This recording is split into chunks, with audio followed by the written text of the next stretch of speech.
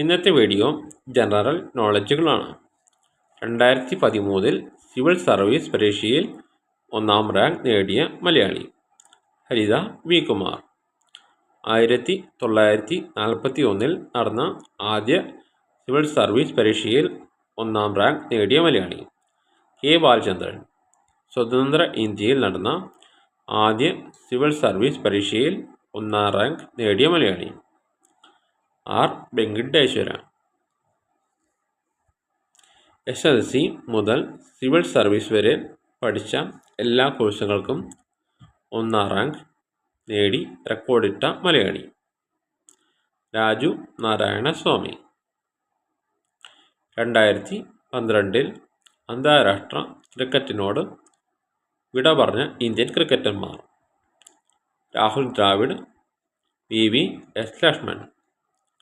2012 ഏകദിന ക്രിക്കറ്റിനോട് വിട പറഞ്ഞ ഇന്ത്യൻ ക്രിക്കറ്റർ സച്ചിൻ ടെണ്ടുൽക്കർ. കത്തോലിക്ക സഭയുടെ പുതിയ മാർപ്പാപ്പ പോപ്പ് ഫ്രാൻസിസ്. കത്തോലിക്ക സഭയിൽ പോപ്പ് എമിറ്റസ് എന്ന് ഇപ്പോൾ അറിയപ്പെടുന്നത് ആര്? മുൻ മാർപ്പാപ്പ ബെനഡിക്ട് 16. വിവരാവകാശ നിയമം ലോക്സഭ പാസാക്കിയത് എന്നാണ്? 2005 ജൂൺ 15. വിവരാവകാശ നിയമം ഇന്ത്യയിൽ നിലവിൽ വന്നത് എന്ന്? 2005 ഒക്ടോബർ 12. കൊച്ചിയിൽ ഫ്യൂഡൽ ഭരണം അവസാനിപ്പിച്ച വ്യക്തി ശക്തൻ തമ്പുരാൻ. തിരുവിതാംകൂറിൽ ഫ്യൂഡൽ ഭരണം അവസാനിപ്പിച്ച വ്യക്തി മാർത്താണ്ഡവർമ്മ. പൂർണ്ണമായും ഇന്ത്യൻ മൂലധനം കൊണ്ട് തുടങ്ങിയ ഇന്ത്യയിലെ ആദ്യത്തെ ബാങ്ക് പഞ്ചാബ് നാഷണൽ ബാങ്ക്. പൂർണ്ണമായും ഇന്ത്യക്കാരുടെ നിയന്ത്രണത്തിലും ഉടമസ്ഥതയിലും തുടങ്ങിയ ഇന്ത്യയിലെ ആദ്യത്തെ bank central bank of India. ഇന്ത്യയിലെ ഏറ്റവും പഴയ പൊതുമേഖലാ ബാങ്ക് അലഹബാദ് ബാങ്ക്.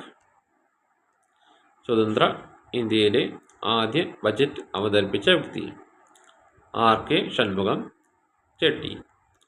സ്വതന്ത്ര ഇന്ത്യയിൽ ഭരണഘടന നിലവിൽ വന്നതിന് ശേഷമുള്ള ആദ്യ ബജറ്റ് അവതരിപ്പിച്ച വ്യക്തി ജോൺ മത്തായി. ഐക്യരാഷ്ട്ര സഭ അന്താരാഷ്ട്ര മലാല ദിനമായി ആചരിച്ച ദിവസം 2012 നവംബർ 10. മലാല വധശ്രമത്തിന് വിധേയയായ ദിവസം 2012 ഒക്ടോബർ 9.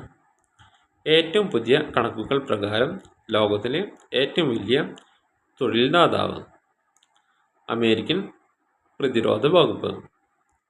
മുൻപ് ലോകത്തിലെ ഏറ്റവും വലിയ തൊഴിൽദാതാവായിരുന്ന ഇന്ത്യൻ റെയിൽവേക്ക് ഇപ്പോൾ എത്രാമത്തെ സ്ഥാനമാണ് ഉള്ളത്? 8ാം സ്ഥാനം. ഇന്നത്തെ വീഡിയോ ഇവിടെ നിർത്തുന്നു. Subscribe, like, share.